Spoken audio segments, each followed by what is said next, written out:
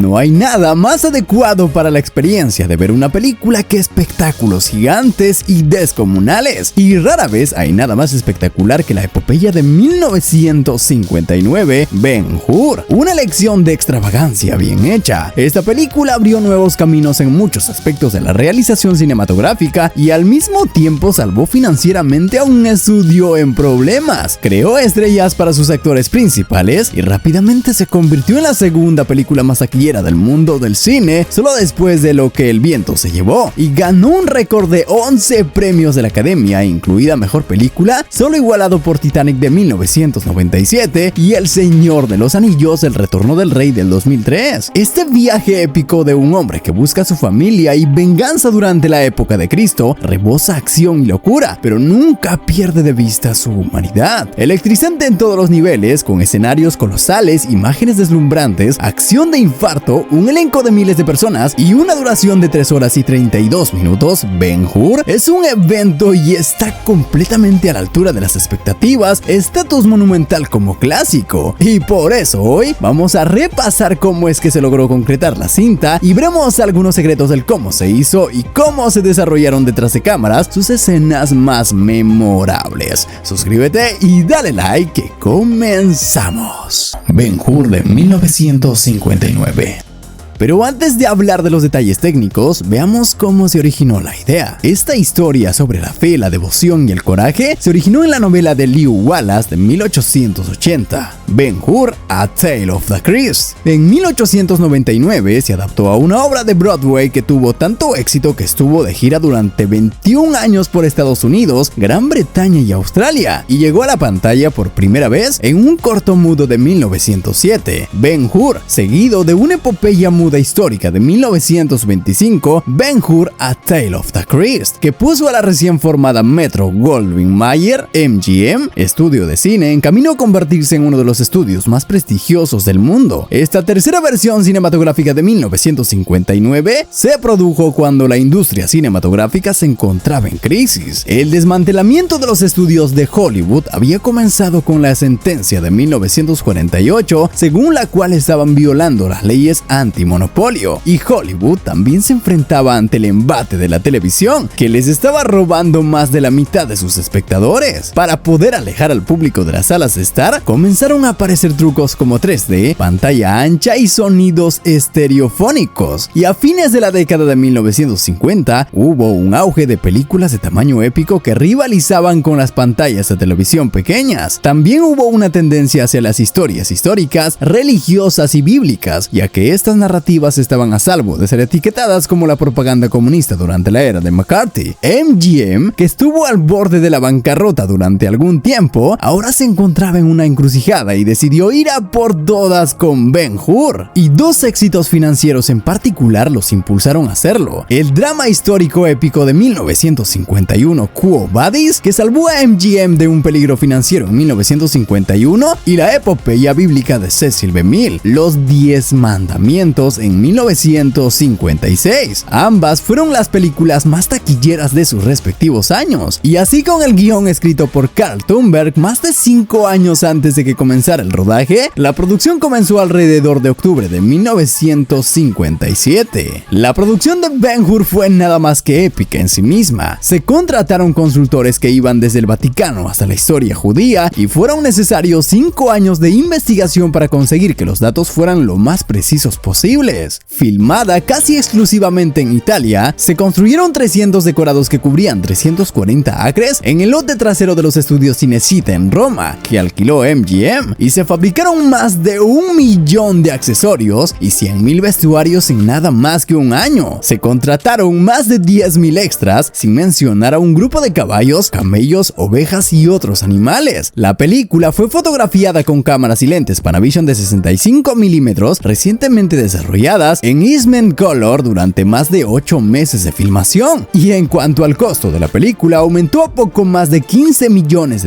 estableciendo un récord como la película película más cara jamás realizada, superada solo por Cleopatra en 1963. La fotografía principal comenzó en Roma el 18 de mayo de 1958. El guión aún estaba sin terminar cuando comenzó la cinematografía, por lo que Wyler solo había leído las primeras 10 a 12 páginas, y el rodaje duró de 12 a 14 horas al día, 6 días a la semana y gran parte de los domingos. El ritmo de la película era tan agotador que trajeron a un médico al set para que administrara una inyección de complejo de vitamina B a cualquiera que la solicitara. Inyecciones que Wyler y su familia sospecharon más tarde que podían contener anfetaminas. ¡No jodas! Para acelerar las cosas, Wyler a menudo mantenía a los actores principales en espera con el disfraz y el maquillaje completos para poder filmar escenas de recogidas, y la primera unidad disminuía la velocidad. Las actrices Martha Scott y Katie O'Donnell pasaron casi todo el mes de noviembre de 1958 maquilladas y vestidas de lepra para que Wyler pudiera filmar escenas de leprosos cuando otras tomas no salían bien. Wyler no estaba contento con las actuaciones de Heston, sintiendo que no hacía de Judá Ben-Hur un personaje plausible, y el actor tuvo que volver a filmar Soy un judío 16 veces. El rodaje duró casi 9 meses, de los cuales 3 meses solo para la escena de la carrera de carros. Y hablando de esta escena, creo que es importante detallar cómo Caramandunga se hizo la carrera. Los años dorados de Hollywood de los años 50 dieron al cine algunas de las escenas más impresionantes de su historia. Y sí, como ya hablamos en el video de los 10 mandamientos, en esta época los cineastas no escatimaban en gastos y hacían hasta lo imposible para lograr escenas alucinantes, desde batallas épicas, luchas de gladiadores, crucifixiones multitudinarias, hasta la recreación de grandes ciudades. Todo cabía en la gran pantalla de aquel momento, en una época en la que no existían los efectos especiales por ordenador o las facilidades actuales para recrear y ambientar las escenas. El rodaje de la mítica escena fue una labor épica que obtuvo una recompensa. Aún hoy en día se la considera una de las escenas de acción más espectaculares jamás filmada. Con Charles Heston como protagonista y el maestro de ceremonias, el director de Ben-Hur, William Wyler, estaba dispuesto a convertir los estudios de Cinecittà en el mayor circo romano del momento, tanto así que mandó a construir una pista oval de 73,000 metros cuadrados, el mayor decorado jamás construido hasta el momento. Para levantarlo hizo falta el trabajo de varios miles de obreros durante un año entero que cavaron el óvalo en una cantera. Debía tener un soporte lo suficientemente fuerte como para soportar el peso de los carros pasando a toda velocidad, y al mismo tiempo lo suficientemente suave para que los caballos no sufrieran daño alguno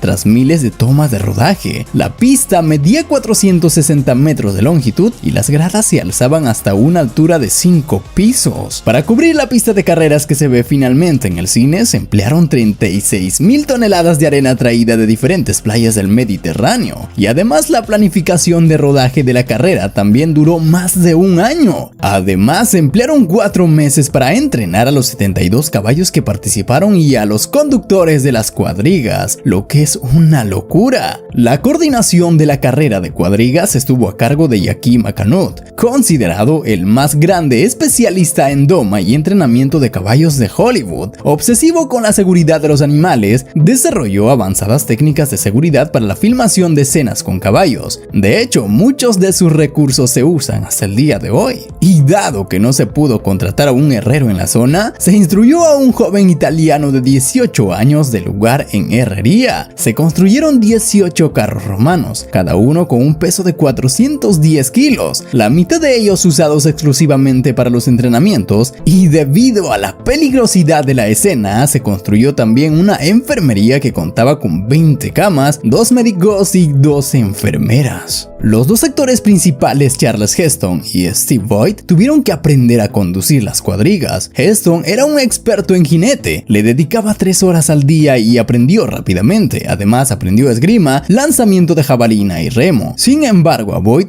le llevó más de 4 semanas el aprendizaje. Finalmente, y con varios retrasos, la escena de las cuadrigas comenzó a rodarse. Si bien para los primeros planos los que aparecían en realidad eran los mismos actores principales, para escenas más riesgosas se tuvieron que utilizar especialistas, quienes entraron en escena gracias a cortes de cámara precisos e increíblemente bien editados. Pero en gran medida los mismos actores fueron los que aparecieron en escena, y para algunas tomas se llegó a utilizar dinamita con el fin de mostrar el efecto de los ejes astillados por el choque de las ruedas de púas de metal. Y en algunos puntos clave de la carrera, además se utilizaron maniquís lo más realista posible para vender la ilusión de hombres atropellados por caballos, que se compusieron a la toma mezclándolos con escenas filmados por los actores reales. Así es, ningún hombre se fue al más allá, aunque el especialista que se encargó de doblar a Heston aquí en sí se lesionó la barbilla, esto tras ser levantado por los aires, algo que no estaba previsto. Y a pesar de los mitos que rodean a esta película, en sí ningún animal salió herido, ya que el entrenamiento de estos había sido tan meticuloso que los animales aprendieron a correr en grupo y a soportar los choques sin salir heridos o lastimados, lo que demuestra el amor y dedicación que todos pusieron para completar la película. Una película que hasta el día de hoy nos pone la piel de gallina. Y el rodaje de la carrera en sí se rodó en 5 semanas, sin contar el año de puesta en marcha del decorado, pero se necesitó 3 meses para la edición de los 60,000 metros de película que se grabaron y que en el montaje final se quedaron en 228 metros y 32 increíbles minutos de duración. Y como supondrás, obviamente, los hombres verdes no jalaron juguetes de caballos por una arena hecha con miniatura, esto porque no hubiera sido tan realista. Sin embargo, sí existe una escena donde sí se usó una técnica similar, la batalla naval. Esta fue una de las primeras secuencias creadas para la película y fue filmada utilizando miniaturas en un enorme tanque en el lote trasero de los estudios de MGM en Culver City, California, en noviembre y diciembre de 1957. Para el segmento de acción real se construyeron más de 40 barcos en miniatura y 2 galeras romanas de 53 metros de largo, cada una de ellas en condiciones de navegar. Los barcos se construyeron basándose en planos encontrados en museos italianos para galeras romanas antiguas reales. En los estudios de Cinecittà construyeron un lago artificial con equipos capaces de generar olas de tamaño de mar para dar cabida a las galeras. Además, se pintó y erigió un enorme telón de fondo de 61 metros de ancho por 15 metros de alto para ocultar la ciudad y las colinas de fondo. Y para poder hacer la escena más sangrienta, el encargado buscó extras italianos a quienes les faltara extremidades. Luego hizo que el equipo de maquillaje los arreglara con hueso y sangre falsos para que pareciera que habían perdido una mano o una pierna durante la batalla. Cuando Dunning editó su propio metraje más tarde, se aseguró de que estos hombres no estuvieran en la pantalla durante tanto tiempo que el público se enojara. El metraje de la cubierta superior se integró con el trabajo en miniatura utilizando tomas de proceso y mates itinerantes, o sea, combinaron las tomas de miniaturas con fondos falsos. Y esto se hizo para poder evitar lo que había pasado 34 años antes de la película del mismo nombre, donde las cosas no salieron como esperaban. Para estas batallas habían construido galeras de tamaño completo y los llevaron al océano, y ahí fue que las cosas se complicaron. Se suponía que en esta escena de pelea debía haber un incendio controlado, tenían latas de aceite y más cosas inflamables, pero el viento no estaba de humor ese día e hizo arder el barco descontroladamente y todos los extras inmediatamente comenzaron a saltar al agua del océano. Se suponía que todos sabían nadar, eso habían dicho en la entrevista de trabajo. Sin embargo, muchos habían mentido y ya te imaginarás qué pasó ahí. Hubo muchas leyendas sobre que no todos fueron rescatados y que perdieron personas ahí, y la verdad no se sabe si eso fue así o no, pero lo que sí sabemos es que las imágenes de lo que sucedió ese día están ahí en el resultado final. Y no solo aquí ocurrieron accidentes, sino también en la escena de la carrera de cuadrigas, donde carruajes reales impactaron entre ellas una tras otra, dañando no solo a los jinetes sino a los animales, y todo esto a la mirada de miles y miles de extras. Te lo digo, la historia de esta producción de 1925 es aún más loca y caótica, y tal vez lo toquemos en otro video, bueno, si quieren ustedes. Y ya vas imaginando por qué esta película se filmó con miniaturas. Supongo que sí.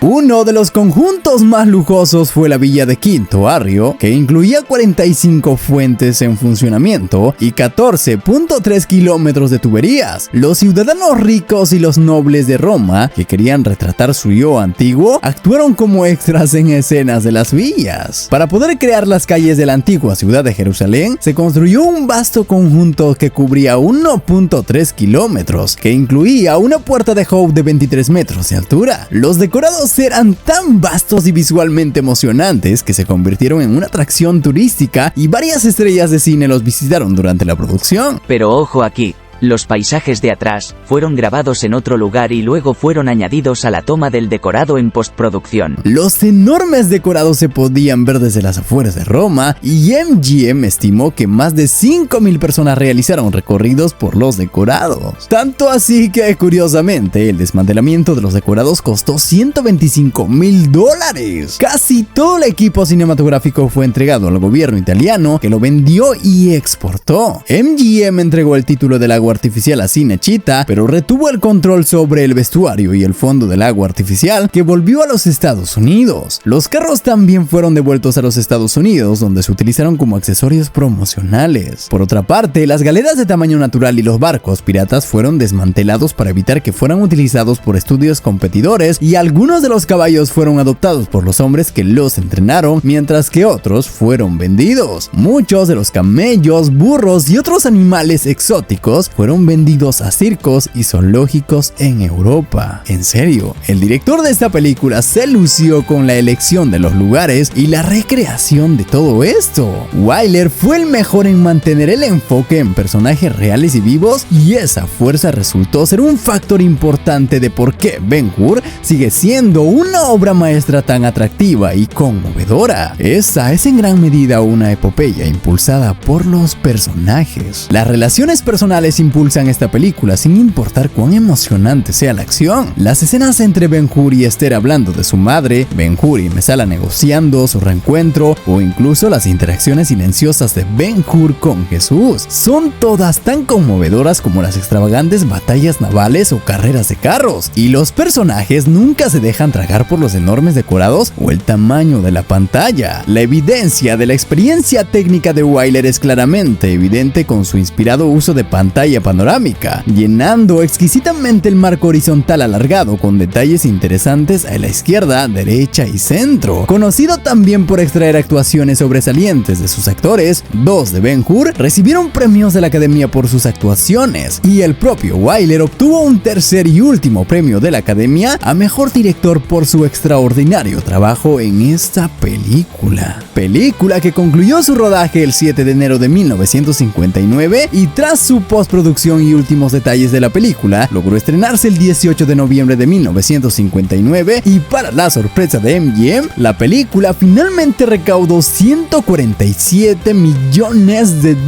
lo que superó todas las expectativas. Ben-Hur elevó el listón de las epopeyas radicales al aportar un enfoque sin adornos a la narración y un nuevo nivel de realismo en su atención a los detalles, como los decorados y el vestuario históricamente investigados. Era una película como el que el público nunca había visto, y no sorprende que arrasara con los Oscar. Además de ganar premios a la Academia a la mejor película, mejor director, mejor actor de reparto, mejor guión, mejor montaje, mejor dirección artística, Ben-Hur también ganó el Oscar a la mejor fotografía por Robert Surtees, mejor diseño de vestuario por Elizabeth Haffenden, mejor sonido para Franklin Milton, mejores efectos especiales a Arnold Gillespie, Ram McDonald y Milo Lori, y mejor música a Miklos Rozsa.